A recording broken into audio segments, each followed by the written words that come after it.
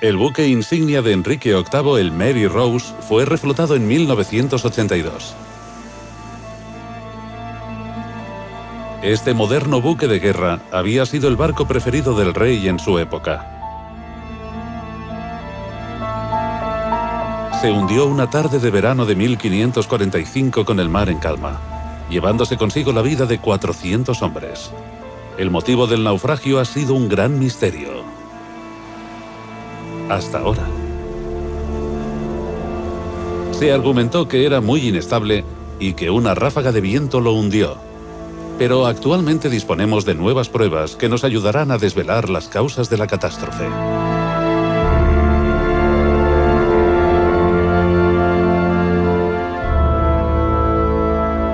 ¿Por qué se hundió el Mary Rose? Enrique se convirtió en rey de Inglaterra en 1509, y a pesar de su juventud, tenía muy claro que Inglaterra tendría un papel muy importante en Europa en el futuro. Al asumir el trono a los 19 años, Enrique VIII tenía claro que quería luchar contra alguien. Se consideraba a sí mismo rey de Francia y usaba siempre ese apelativo en los documentos oficiales. Quería demostrar que podía controlar ese país si surgía la necesidad de hacerlo. El Mary Rose formaba parte del plan y debe su nombre a la hermana menor de Enrique. Era su arma secreta. Rápido, fácil de maniobrar, bien armado e indestructible. Christopher Dobbs es un arqueólogo marino que lleva desde los años 70 investigando el naufragio del buque. Creo que el Mary Rose fue revolucionario en muchos aspectos. Se construyó como un buque de guerra. En esa época los buques eran barcos de mercancías reconvertidos. Tenía forma de carabela y fue uno de los primeros en los que los tablones se unieron por los bordes, en lugar de estar superpuestos. Así era muy sencillo colocar troneras, el tercer rasgo que lo convierte en un barco innovador. Su construcción facilitaba la colocación de distintos tipos de armas y mejoraba su efectividad. Además, era un buque muy rápido. Durante un enfrentamiento con los franceses, el Mary Rose dio caza al barco enemigo. Gracias a su sorprendente velocidad, pudo acercarse rápidamente. Con un único disparo partió el mástil del buque francés matando a 300 hombres. Su reputación como máquina de matar había quedado confirmada ante los enemigos. A Enrique le encantó el Mary Rose durante toda su vida. Ordenó su construcción poco después de asumir el poder en 1509 y lo usó durante su reinado, 34 años en total, hasta justo antes de su muerte. Pagó 3.608 euros por el Mary Rose y su barco gemelo. Con su nuevo y poderoso buque de guerra inició sus incursiones en el territorio de su enemigo, Francisco I de Francia. Cuando llegó al trono, los ingleses poseían un puerto en Francia, Calais. Al final de su reinado, asumieron el control de otro, Boulogne, hecho que acabaría con la paciencia de los franceses que querían recuperarlo. El monarca francés estaba harto de los ingleses. A principios de enero de 1545, Francisco escribió una carta al rey de Dinamarca en la que mostraba su intención de invadir Inglaterra cuando llegue el mejor momento. Es una buena forma de presionar al enemigo, conseguir la restitución y llevarnos ciertas satisfacciones. Y, si Dios quiere, liberar al pueblo inglés de semejante tiranía. A mediados de julio de 1545, una flota de 230 buques franceses soltó las amarras en el Havre y partió en dirección a Solent. La armada llevaba 30.000 soldados a bordo, un ejército con un objetivo claro: invadir territorio inglés. Enrique estaba preparado y esperaba su llegada. Dirigía un ejército formado por 25.000 soldados y se dirigió hacia el castillo de Southsea para delinear su estrategia para la batalla. La monarquía inglesa se enfrentaba a la amenaza más importante desde 1066. El consejo privado al completo se trasladó aquí. Era un asunto importante. Enrique vino hasta aquí. Sus tropas se reunían en el campo. En la víspera de la llegada de los franceses, el rey se encontraba a bordo del Henry Gras a Die, comiendo con los comandantes y hablando sobre cómo tenía que ser su respuesta a la invasión francesa. En ese momento, no sabían si atacarían Portsmouth, pero era lo que imaginaban. De hecho, los franceses desembarcaron en la isla de Wight. Mientras discutían los temas tácticos a bordo, alguien les dijo que habían visto aparecer un mástil en el horizonte cerca de St. Helens. Un miembro de la tripulación recibió la orden de trepar al mástil para echar un vistazo y dijo que estaban llegando varios barcos. Enrique contestó: «Muchas gracias, caballeros». Se subió a una barca de remos y le llevaron a tierra. Un gesto inteligente porque no le importaba enfrentarse a los franceses en tierra, pero estar en el mar excedía sus deberes reales. Los franceses se acercaban rápidamente con sus 230 barcos que superaban en número y en armamento la diminuta flota de Enrique, formada por 60 embarcaciones. En cuanto observaron que la tropa francesa se reunía, los ingleses llamaron a los barcos más pequeños para que se unieran a ellos antes de enfrentarse. No seguían una estrategia y necesitaban a todos. Los barcos más pequeños de remos, los buques de guerra, todos tenían que salir a luchar contra los franceses si se desataba la batalla. Los franceses echaron anclas enfrente de la isla de Wight y esperaron. La batalla de Solent estaba a punto de empezar. Era el verano de 1545 y la flota francesa estaba situada ante la costa inglesa, lista para la invasión. Pero los ingleses disponían de una increíble máquina de matar, el Mary Rose. Se encontraba en la avanzadilla de la flota inglesa en el exterior del puerto de Portsmouth, en Spithead. Los franceses estaban situados a 3 millas de allí, anclados enfrente de St. Helens, al este de la isla de Wight. Al día siguiente, por la noche, el Mary Rose había desaparecido bajo el agua y no podía ser el resultado de un ataque de la flota francesa, que estaba demasiado lejos. Unos 400 hombres se ahogaron al hundirse el barco, trabados por las redes que evitaban los abordajes y por el peso de las cotas de malla. Los ingleses estaban en inferioridad numérica, 4-1, y la pérdida del impresionante buque de guerra de Enrique fue una catástrofe. Pero la amenaza de los franceses quedó frustrada rápidamente. Durante el periodo de tiempo que estuvieron en Solent, los franceses enviaron exploradores para comprobar la viabilidad del puerto de Portsmouth. Vieron que el canal era muy estrecho y que les sería imposible llegar hasta la entrada. La armada inglesa se encontraba en Spithead, así que tendrían que superarla para llegar. Decidieron abandonar la misión porque se dieron cuenta de que no podían llevarla a cabo teniendo la flota tan cerca. Se estaban convirtiendo en blancos perfectos y las provisiones escaseaban. Enseguida surgieron teorías para explicar el hundimiento del Mary Rose, y no es sorprendente que una de las explicaciones fuera que habían sido los franceses. Un superviviente le dijo al embajador del Sacro Imperio Romano que el buque escoró y se llenó de agua. Otra de las historias se refería al peso de los cañones a bordo. Los libros de historia siempre habían afirmado que el buque era muy inestable, que tenía una tripulación insurgente y que recibió el golpe de una ráfaga de viento que lo hizo zozobrar, de manera que las troneras se llenaron de agua y se hundió en pocos minutos. Otra de las teorías culpabiliza al llamado capitán del Mary Rose, Sir George Carew. Recibió el nombramiento el día antes de la batalla y ha sido retratado como un inexperto, pero era el vicealmirante de la flota de Enrique y no quien controlaba el timón.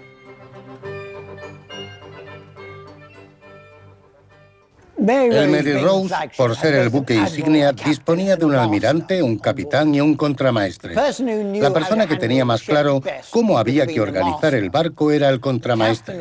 El capitán le decía qué debía hacer, pero era él quien daba las instrucciones para las maniobras. La teoría que afirma que la tripulación del Mary Rose estaba a punto de amotinarse se basa en un comentario atribuido a uno de los hermanos de Carew, Sir Peter, en una biografía escrita 30 años después del naufragio. Afirmaba que Sir George le había dicho que tenía un grupo de canallas descontrolados bajo su mando. Los esqueletos de la tripulación del Mary Rose están muy bien conservados porque el barco se hundió en el lodo. La gente suele olvidar que además de tener los objetos del barco, poseemos los restos de la tripulación. Hecho que nos da una idea de cómo era la vida en la época de los Tudor. Andrew Elkerton es el director de colecciones y no cree que la tripulación estuviera a punto de amotinarse. Tenemos 179 esqueletos completos. Enrique tenía los mejores mercenarios, gente muy buena en su trabajo. Sabemos que los preparaban para llevar estos barcos de un lugar al otro y que Enrique se llevaba a los mercenarios para que se convirtieran en sus soldados. Mucha gente piensa que la tripulación era inglesa, pero gracias a los registros antiguos sabemos que no era así. Tanto los trabajos realizados con el ADN como los de los isótopos del oxígeno nos demuestran que se trata de personas del Mediterráneo, algo que no nos sorprende. De allí provienen los mejores marinos. Seguramente eran hombres elegidos a dedo, más que obligados, y posiblemente fueran avezados marineros. Así que uno esperaba que llevaran a cabo una operación bien perfilada. Una de las preguntas que nos planteamos es ¿por qué no evitaron el naufragio del barco? Una de las teorías mantiene que el Mary Rose era muy inestable, que se le añadieron armas en las cubiertas y cañones muy pesados a la estructura original, aumentando de ese modo el peligro de que el buque escorase. Podemos decir muchas cosas, pero no que fuera un barco inestable. Christopher Dobbs ha pasado varios años estudiando la madera del Mary Rose. Es experto en dendrocronología, la ciencia de la datación por los anillos de los árboles, y ha estado buscando pruebas de las supuestas modificaciones que sufrió el barco. Aún no ha encontrado pruebas evidentes.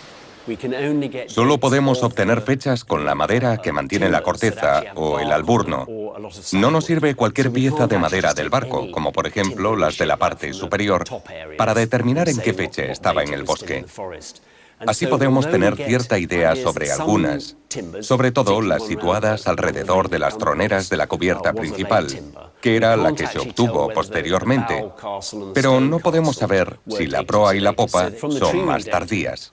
Con los anillos del árbol también averiguamos si se pretendía que fuera más alto. El diseño del Mary Rose se adelantó 70 años a su tiempo. En la construcción se usaron las partes más resistentes del roble.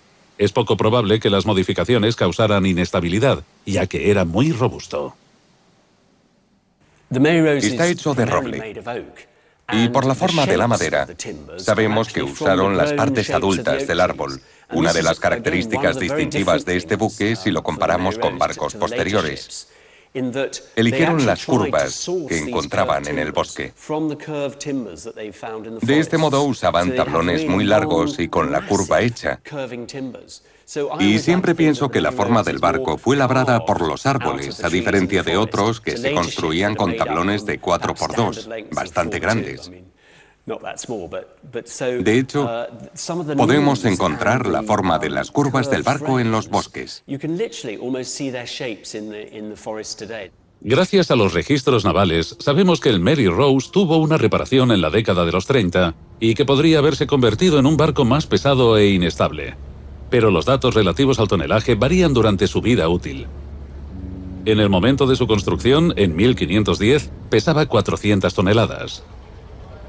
En 1525 se registra un porte de 600 toneladas. En junio de 1545, según los registros, ya son 800 toneladas, y de 700 un año después de naufragar. Desde 1545 también se ha defendido la teoría de la ráfaga de viento. El casco podía haberse inclinado de tal manera que las troneras quedaron sumergidas y el barco naufragó al llenarse de agua. El doctor Dominic Fontana lleva varios años estudiando una colección de pinturas expuestas en Cowdray House, en Sussex, la casa de uno de los cortesanos que pasó más años junto a Enrique. Se cree que son del mismo pintor, y todas representan las campañas de Enrique contra los franceses durante la década de los 40. El pintor demuestra gran talento para retratar el clima. Este es el segundo grabado de Cowdray House y nos muestra las campañas de Enrique VIII en 1544, el año antes del naufragio del Mary Rose. Hay que destacar este por la tormenta de granizo. Era un fenómeno meteorológico raro. Algunas versiones de la historia del barco hablan de una ráfaga de viento repentina. Pero es muy interesante que aparezca en el grabado de Francia de 1544 y no en el de 1545, en Solent. Esta pintura del 19 de julio de 1545 revela el motivo real por el que se hundió el barco.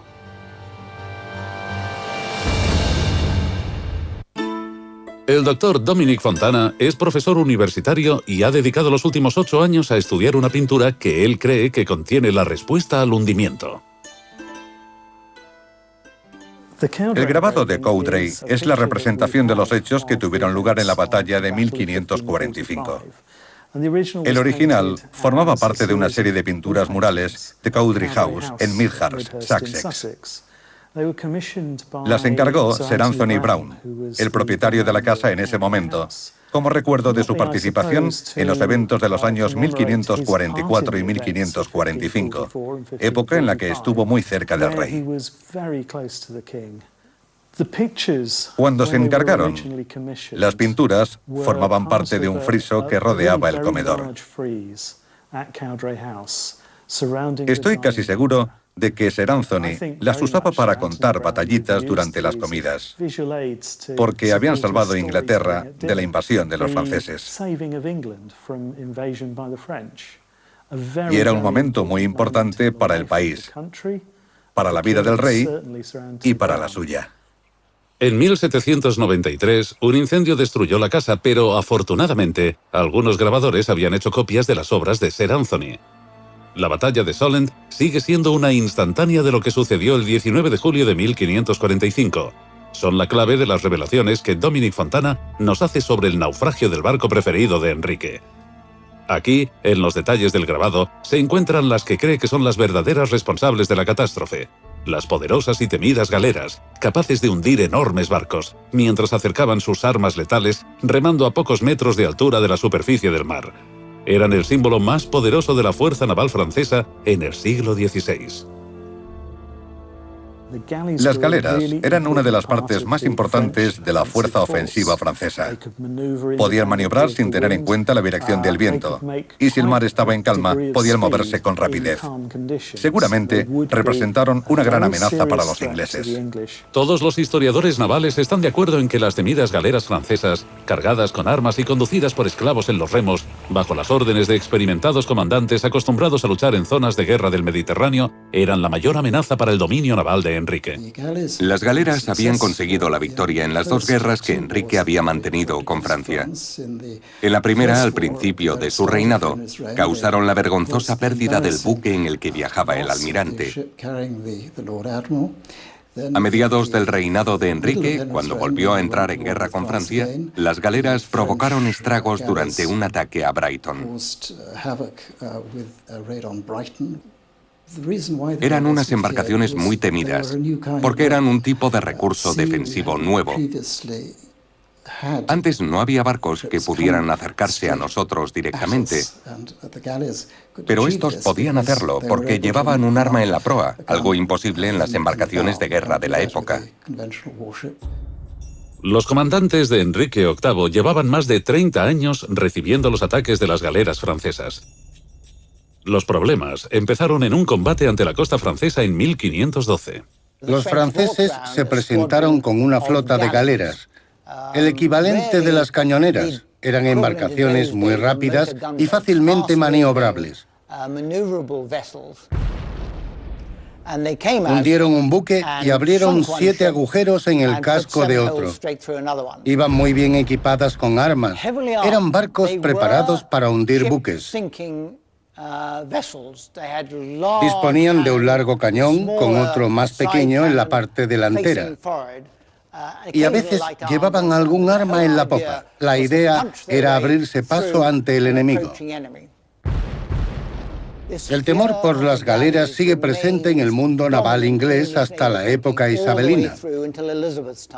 Los franceses usaban las galeras para atacar a la flota de guerra mientras el mar estaba en calma y no había viento.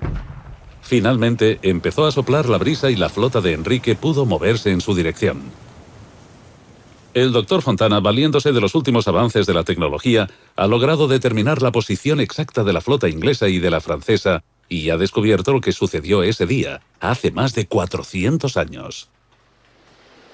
Hace mucho tiempo que tiene contacto con el Mary Rose y guarda una relación de los objetos recuperados porque fue el fotógrafo oficial en los años 80.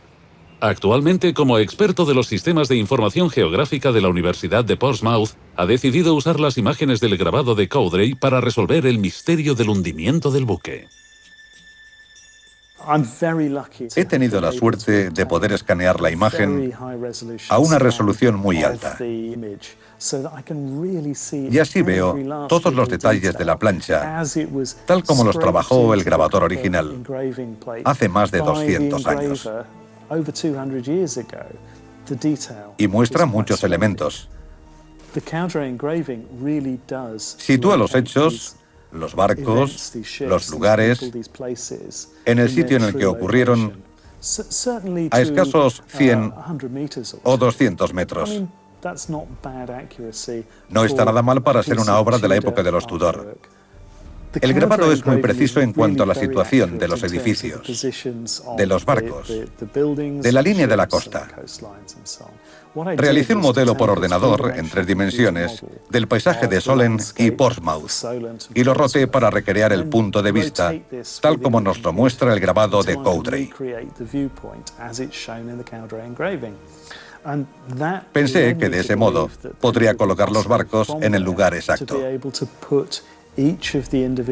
A partir de entonces, averiguaría por qué zona se movía cada una de las embarcaciones, dependiendo de la profundidad. Teníamos la posibilidad de construir un mapa por ordenador en el que viéramos todo lo que sucedió aquel día. Este es el mapa del sistema de información geográfica que obtuvimos a partir del grabado. Los puntos rojos indican la posición de cada uno de los barcos ingleses. La estrella es el Great Harry y este es el Mary Rose.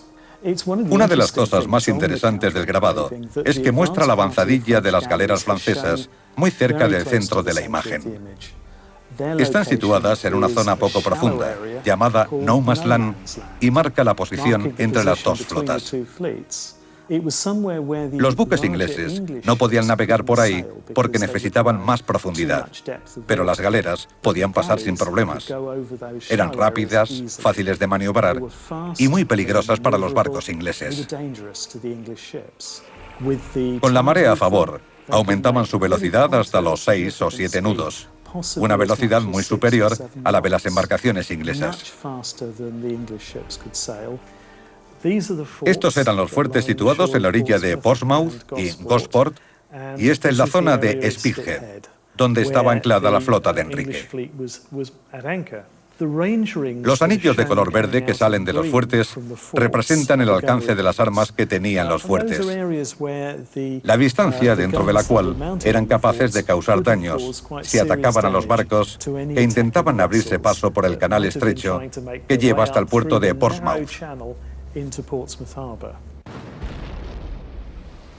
La flota francesa estaba situada aquí, en St. Helens, en la isla de Wight, y he intentado averiguar cuáles eran los distintos caminos que tomaban las embarcaciones. Era una tarde de verano. El día era soleado. No había viento. Todo estaba en calma. Los barcos ingleses tenían desventaja por llevar velas. No podían maniobrar. Y si no podían moverse, tampoco podían usar las armas contra los franceses. Durante las primeras horas del día, las galeras francesas atacaron los barcos que podían moverse con los remos.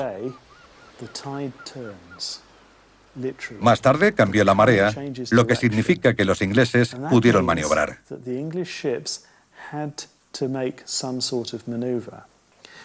Además, aumentó el viento y así empezaron a mover los buques, avanzaron y pudieron usar la mayor parte de sus armas para contrarrestar el ataque de las galeras francesas.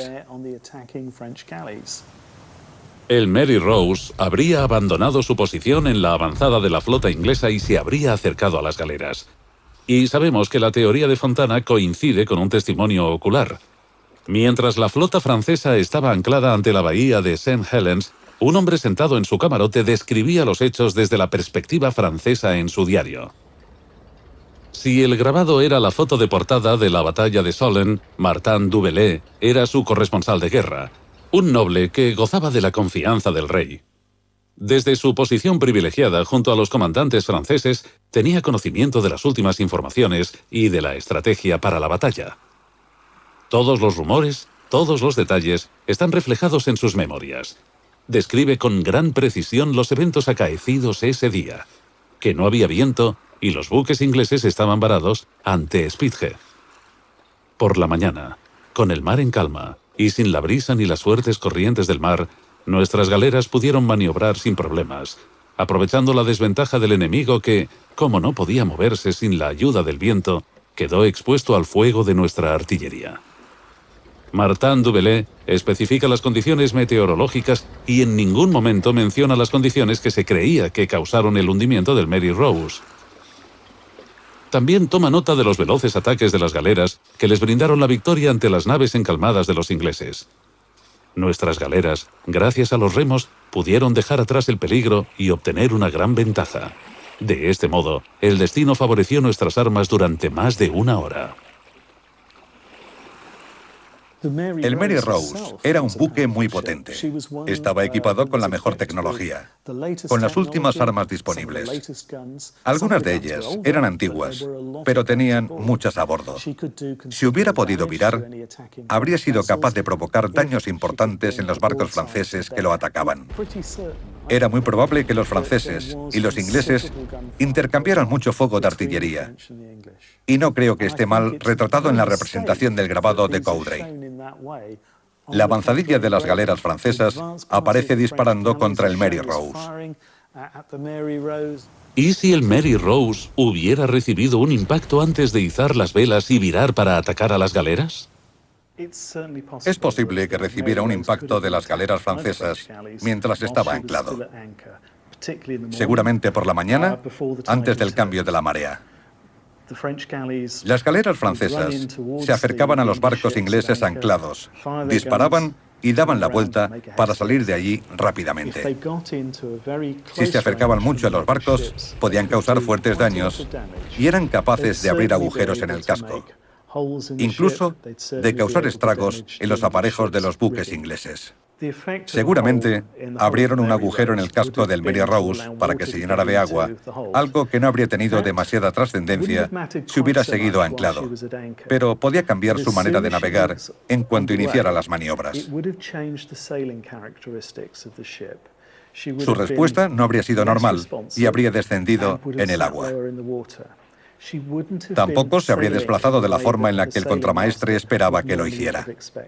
Los arqueólogos marinos que bucearon a su alrededor encontraron herramientas para reparar el casco en su interior. No es una colección completa.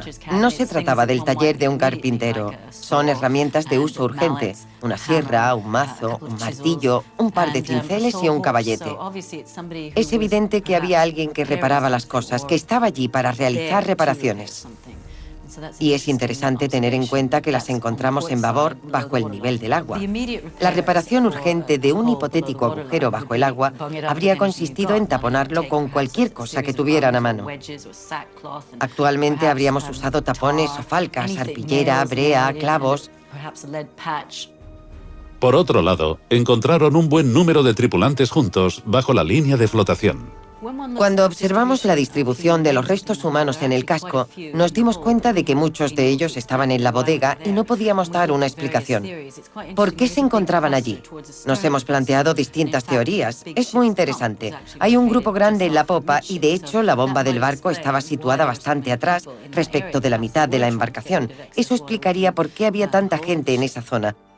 ¿Cuán frágil habría sido el Mary Rose ante el ataque de los cañones de las galeras que disparaban balas de piedra y plomo en dirección al buque?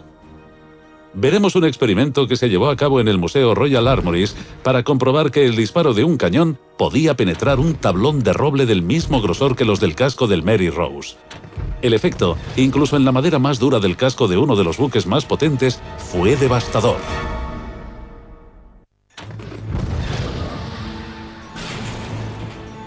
Los daños que provoca nos demuestran cuán efectivas eran las balas de cañón, incluso con el resistente roble. El ataque que recibió el buque insignia de Enrique VIII fue catastrófico. Es evidente que las balas del cañón eran muy potentes, tanto en las distancias cortas como en las largas. Queríamos probar la capacidad de penetración del disparo y su velocidad para averiguar la distancia a la que se encontraban luchando los barcos y los daños que podrían soportar. Llegamos a la conclusión de que eran capaces de penetrar un objetivo situado a 100 metros y podían hacer pedazos un barco que se encontrara más cerca. Con hacer pedazos me refiero a que arrancaran tablones enteros y que las placas interiores y exteriores del casco quedaran absolutamente destrozadas. Los disparos de la piedra contra la madera son muy efectivos porque las rompen en 1000 pedazos y abren agujeros más grandes. Además, ese agujero tiene los bordes irregulares y al carpintero le cuesta más taparlo. Los disparos de los cañones de las galeras seguramente sentenciaron el destino de la tripulación del Mary Rose antes de que levara anclas. Si el agua entraba en el casco, aunque fuera un agujero pequeño, habría estado en una situación de mayor riesgo que si hubiera llevado a más hombres y más cañones. Aunque hubiera llevado a 200 hombres de más o unas cuantas toneladas extras en artillería, no sería comparable con unos cuantos metros cúbicos de agua. Un metro cúbico pesa 1 tonelada, así que no necesitamos demasiados para que la diferencia sea significativa. Un poco de agua acumulada en algún rincón puede significar un gran problema para la estabilidad de cualquier embarcación. Tenemos el ejemplo del Herald of Free Enterprise, en el que no entró agua. Del mismo modo, el Mary Rose carecía de compuertas en su interior y permitía que el agua se moviera a lo largo de la bodega, motivo por el cual no respondía al mando y porque no pudo recuperar su posición en cuanto escoró hacia estribor. Es importante recalcar que la tripulación del Mary Rose estaba en una situación muy tensa, ya que se encontraban en plena batalla contra las galeras francesas. Sucedían muchas cosas al mismo tiempo. Había que intentar reparar el agujero y achicar el agua que entraba por el casco, una tarea extra. Seguramente no fue una situación fácil de llevar. Para los observadores situados en el castillo de Southsea, la situación debía parecer distinta a la que vieron quienes estaban a bordo. Seguramente les pareció que una ráfaga de viento había golpeado la embarcación y que ésta había naufragado de repente. Esa es la impresión que tuvieron desde la orilla, pero la realidad era distinta. Posiblemente se hundió de manera incontrolada por el agua que había entrado. En cuanto las troneras quedaron bajo el nivel de flotación, entró a raudales y el buque se hundió. La posibilidad de que el Mary Rose hubiera tenido un agujero también explicaría por qué volvía a tierra cuando se hundió. Cabe la posibilidad de que intentara llegar a tierra cruzando la parte menos honda de Spitbank. No podemos demostrarlo de ninguna forma, pero habría sido una buena táctica si el contramaestre hubiera considerado que tenían graves dificultades. Habría sido lo más sensato. Los equipos de buceo que trabajaron en el Mary Rose también encontraron una bala de cañón parcialmente rota en una de las cubiertas. Si la bala era francesa, podrían confirmar que ese fue el verdadero motivo del hundimiento. Tenemos una amplia colección de balas de piedra que se dispararon contra el Mary Rose. La mayoría es piedra caliza de Maidstone, una clase de piedra caliza glauconítica muy particular. Una de las que destaca porque es totalmente distinta si la comparamos con las demás. Es granito. El profesor David Peacock, del Departamento de Arqueología de la Universidad de Southampton, es uno de los geólogos británicos más importantes y un gran experto en formaciones rocosas. No esperaba que fuera un tipo de roca local y me parece que es bastante factible que sea francesa en lugar de británica. También encontramos rocas similares a esta en la Bretaña, pero si no seguimos investigando, no podremos demostrar que es de origen bretón. Podría ser de más lejos, del macizo central en Francia, por ejemplo, aunque sería raro. También hay granito en el Mediterráneo, así que podría venir de más lejos aún. Aquí está descolorida, parece una mancha de hierro. Y en este lado tiene un toque negro y otro rojo, como aquí, por ejemplo. Me gustaría saber si, como consecuencia del disparo, recibió un golpe en este punto. Podemos decir que tenemos bastantes pruebas que así lo indican. No solo recuperada del barco, y quedó entera. Este es el tipo estándar de balas de cañón. El típico arsenal del Mary Rose, porque creemos que es una piedra que seguramente proviene de la zona de Maidstone. Podría rajarse al impactar, pero es bastante resistente y causaría grandes estragos. Las galeras francesas dispararon contra los barcos ingleses. De eso no hay duda. Y los barcos ingleses pudieron atacar a las galeras. Pero lo que no consiguieron fue atacar a los buques más importantes de los franceses.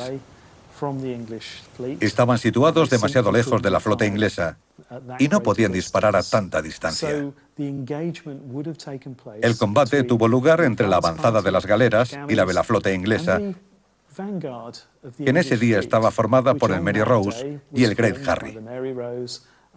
Seguramente, cuando ya tenía el agujero y el agua entraba a raudales en la bodega, mientras la tripulación intentaba sacarla desesperadamente, el Mary Rose entró de nuevo en combate mientras se desplazaba hacia adelante para encarar las galeras.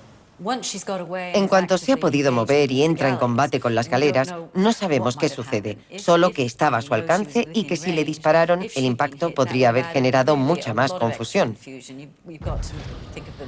Debemos tener en cuenta que la pólvora de los cañones generaba humo negro, más confusión a bordo, que intentaban mantenerse de costado y disparar, alternando cañonazos contra los franceses, para luego ascender por el canal e intentar reunirse con el resto de la flota y seguir disparando desde babor, el mejor lugar. No tenemos ni idea de la confusión generada por el impacto en el barco que quizás afectó al aparejo o a otra parte del mismo.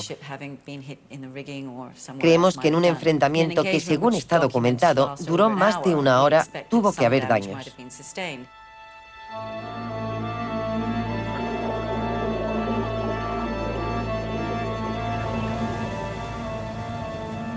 Entre 2003 y 2005, los buceadores volvieron a visitar el lugar en que se halló el Mary Rose y, entre otros objetos, encontraron este fragmento de plomo, algo lejos del naufragio, como si lo hubieran disparado desde fuera.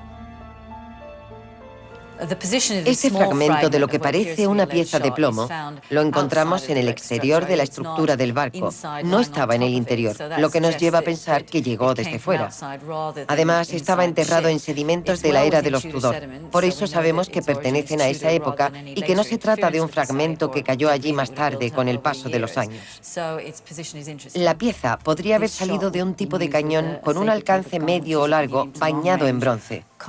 Era un tipo de artillería común en todos los países europeos en la época, así que no tenía por qué ser inglés. Es factible que los franceses también hubieran tenido un arma como esa. Otra de las pruebas que indica que la tripulación del Mary Rose había participado en un intercambio de fuego al hundirse fue la recuperación de 2 de sus cañones. Tanto el cañón de babor de la cubierta principal como el cañón mediano de bronce situado en la parte más alejada de la popa fueron cargados sin parar. Habían sacado el compartimento de la pólvora y estaba al lado del arma. También encontramos otros objetos, como los baldes para limpiar el cañón y el compartimento, además de las herramientas para realizar la carga. En el cañón de la popa solo había un objeto, un instrumento matemático para calcular el peso del disparo y ajustar la cantidad de pólvora. A su lado encontramos otros útiles, moldes para preparar cartuchos de la medida indicada, lo que sugiere que debía de estar atacando desde la popa en el momento en que se hundió. ¿Es posible que el cañón que encontraron en la popa hubiera recibido el impacto del fuego enemigo? Uno de los cañones de bronce de la cubierta trasera del Mary Rose presenta un impacto en la parte frontal. Es un golpe parecido al de otros cañones que han recibido un impacto, pero podría ser un defecto en el molde. El hecho de que estuviera disparando demuestra que había entrado en combate. El inventario nos muestra una cantidad bastante escasa de munición para la cantidad de cañones que llevaba. No habrían disparado al enemigo si hubieran estado fuera de su alcance. Es inconcebible que malgastara su limitada munición si no estaban cerca de las galeras francesas. Nuestra pregunta es la siguiente. ¿Podían alcanzar el Mary Rose las galeras francesas? Yo pienso que es muy probable que fuera así. Y debemos recordar que los escritos de Martin du Bellay dan a entender que los franceses hundieron el Mary Rose con sus disparos. Estoy seguro de que el buque recibió el impacto de las galeras. Fontana se apoya en la prueba del testimonio ocular de Martin du Bellay. Además de otros daños provocados por el enemigo, el Mary Rose, uno de sus buques insignia, fue hundido por un cañonazo. El grabado de Coudray nos revela que las galeras francesas también atacaron objetivos en tierra en Sandown y en la isla de Wight. Este río era mucho más grande en la época de los Tudor. De hecho, era un mar. A unos 1000 metros en esa dirección se sitúa la orilla, la bahía de Sandown. Los franceses atacaban con sus galeras disparando los cañones contra el fuerte de Sandham. Es curioso que en el patio trasero de una de esas casas, construidas a finales de los años 90 del siglo pasado, encontrasen un fragmento de piedra de la munición. Estos fragmentos de información arqueológica nos ayudan a entender lo que sucedió aquel día, porque se trata de averiguar lo lejos que podían disparar la munición y demuestra su intención de ataque. Los franceses decidieron atacar concienzudamente y con el sistema de información geográfica podemos determinar cuán lejos llegaron. Posiblemente cubrieron unos 1250 metros. Este descubrimiento demuestra de nuevo la misteriosa precisión del grabado de Coudray. El profesor Peacock, geólogo, tampoco duda que la bala de cañón hubiera recorrido más de 1600 metros desde su origen hasta el objetivo. Esta bala de cañón me resulta muy interesante. Es de roca volcánica, seguramente basáltica, y está llena de agujeros provocados por el gas. No encontramos rocas de este tipo ni en el sur de Inglaterra ni en el norte de Francia. Tendríamos que desplazarnos al Mediterráneo para encontrar algo parecido. Tengo una pieza de roca volcánica bastante parecida procedente de Italia y, como podéis apreciar, tiene el mismo color y los mismos agujeros. Puede que provenga del Etna o de cualquier otra zona volcánica italiana, pero estoy seguro de que es del Mediterráneo. No es una bala de esta zona y encaja perfectamente con las pruebas del ataque de la isla de Wight. Parece una prueba bastante concluyente. La precisión del grabado de Coudray ayuda de nuevo a resolver un misterio. Las galeras que atacaban Sandown habían llegado hasta allí desde el Mediterráneo y llevaban su propia munición para los cañones. El doctor Fontana siguió estudiando todos los detalles, alentado por la precisión del artista, y encontró otra pista más sobre los hechos de aquel día.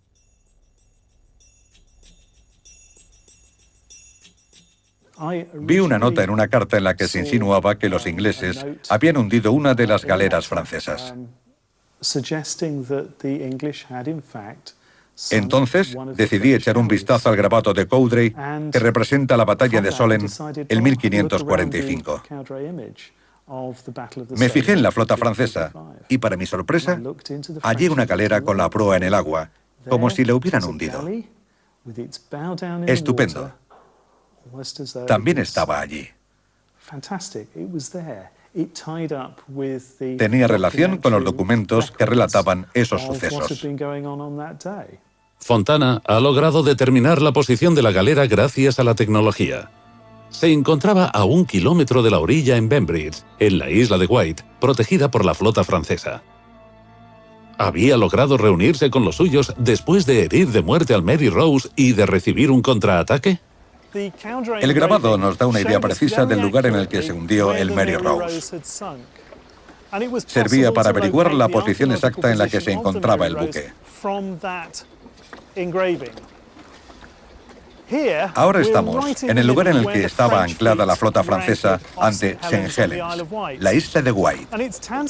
Pensé que a pocos metros por debajo de nosotros podríamos encontrar los restos de los enemigos del Mary Rose. Es muy emocionante. En el grabado la posición está muy clara. Es justo aquí. Sabemos que se hundió durante la batalla de 1545 y du Bellay nos dice que naufragó por el ataque de los franceses.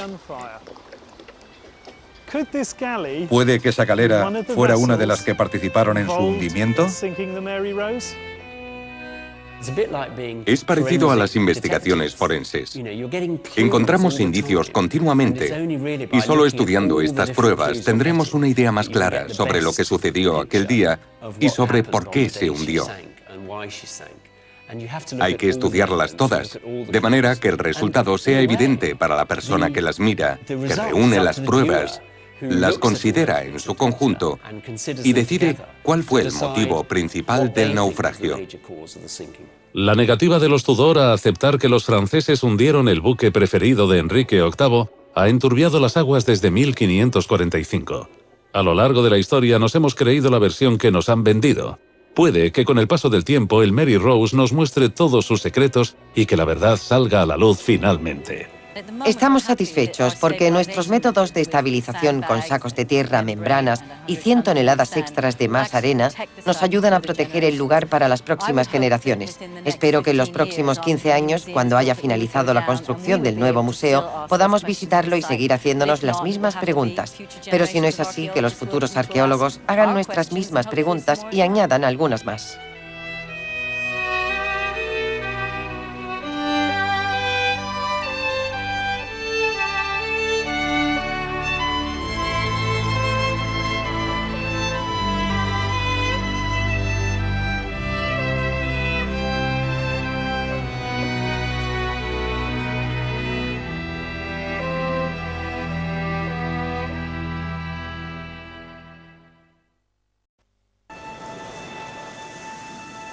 El buque insignia de Enrique VIII, el Mary Rose, fue reflotado en 1982. Este moderno buque de guerra había sido el barco preferido del rey en su época. Se hundió una tarde de verano de 1545 con el mar en calma, llevándose consigo la vida de 400 hombres. El motivo del naufragio ha sido un gran misterio. Hasta ahora. Se argumentó que era muy inestable y que una ráfaga de viento lo hundió.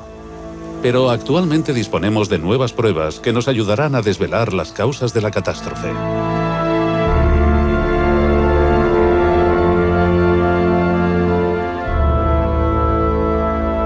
¿Por qué se hundió el Mary Rose?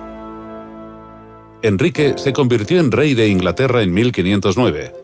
Y a pesar de su juventud, tenía muy claro que Inglaterra tendría un papel muy importante en Europa en el futuro. Al asumir el trono a los 19 años, Enrique VIII tenía claro que quería luchar contra alguien. Se consideraba a sí mismo rey de Francia y usaba siempre ese apelativo en los documentos oficiales. Quería demostrar que podía controlar ese país si surgía la necesidad de hacerlo. El Mary Rose formaba parte del plan y debe su nombre a la hermana menor de Enrique. Era su arma secreta. Rápido, fácil de maniobrar, bien armado e indestructible. Christopher Dobbs es un arqueólogo marino que lleva desde los años 70 investigando el naufragio del buque. Creo que el Mary Rose fue puerto de Portsmouth. Vieron que el canal era muy estrecho y que les sería imposible llegar hasta la entrada. La armada inglesa se encontraba en Spithead, así que tendrían que superarla para llegar. Decidieron abandonar la misión porque se dieron cuenta de que no podían llevarla a cabo teniendo la flota tan cerca. Se estaban convirtiendo en blancos perfectos y las provisiones escaseaban. Enseguida surgieron teorías para explicar el hundimiento del Mary Rose, y no es sorprendente que una de las explicaciones fuera que habían sido los franceses. Un superviviente le dijo al embajador del Sacro Imperio Romano que el buque escoró y se llenó de agua. Otra de las historias se refería al peso de los cañones a bordo. Los libros de historia siempre habían afirmado que el buque era muy inestable, que tenía una tripulación insurgente y que recibió el golpe de una ráfaga de viento que lo hizo zozobrar, de manera que las troneras se llenaron de agua y se hundió en pocos minutos. Otra de las teorías culpabiliza al llamado capitán del Mary Rose, Sir George Carew. Recibió el nombramiento el día antes de la batalla y ha sido retratado como un inexperto, pero era el vicealmirante de la flota de Enrique y no quien controlaba el timón.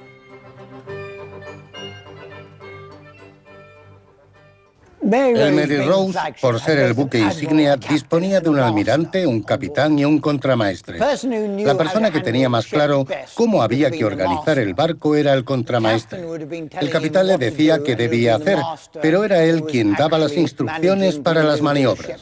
La teoría que afirma que la tripulación del Mary Rose estaba a punto de amotinarse se basa en un comentario atribuido a uno de los hermanos de Carew, Sir Peter, en una biografía que mostraba su intención de invadir Inglaterra cuando llegue el mejor momento. Es una buena forma de presionar al enemigo, conseguir la restitución y llevarnos ciertas satisfacciones. Y, si Dios quiere, liberar al pueblo inglés de semejante tiranía.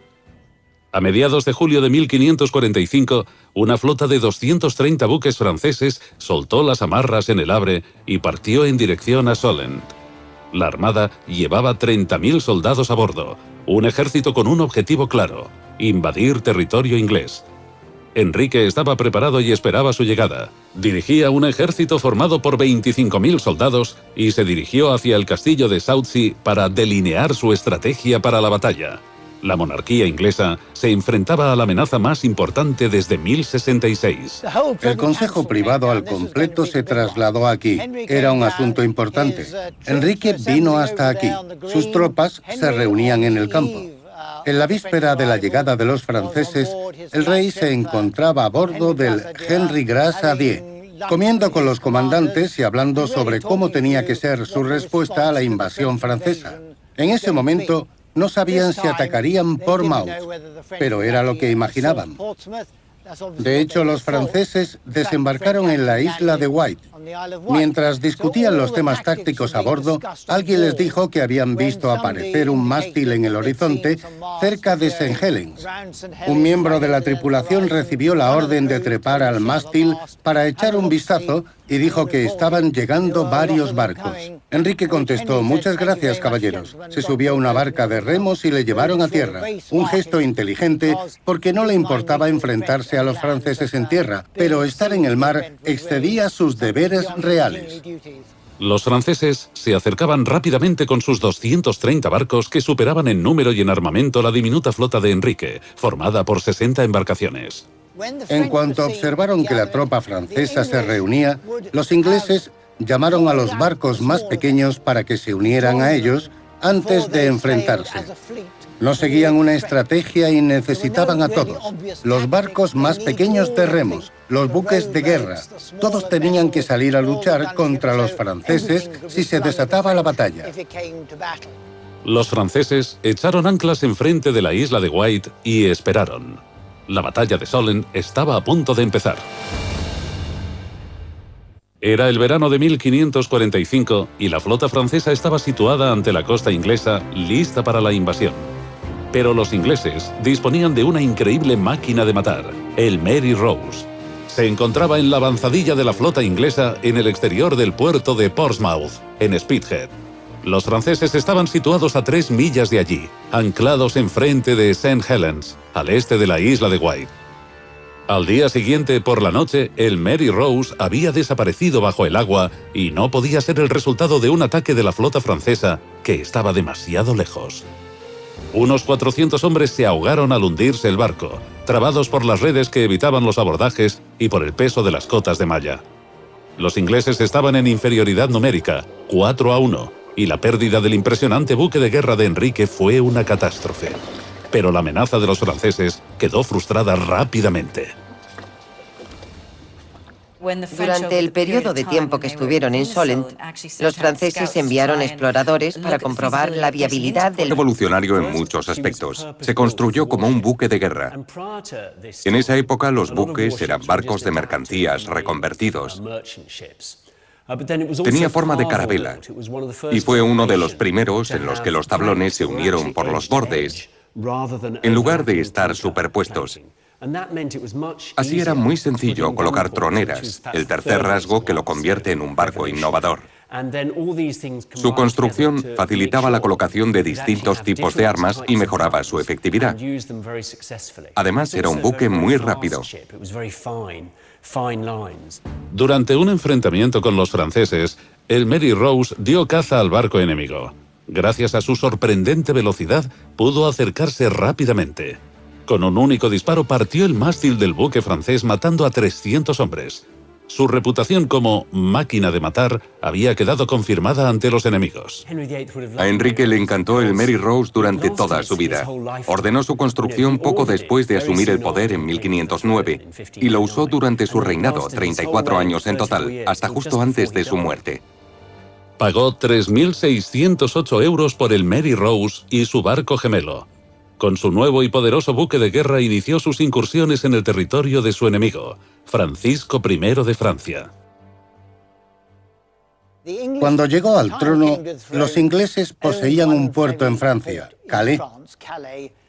Al final de su reinado, asumieron el control de otro, Boulogne, hecho que acabaría con la paciencia de los franceses que querían recuperarlo. El monarca francés estaba harto de los ingleses. A principios de enero de 1545, Francisco escribió una carta al rey de Dinamarca en la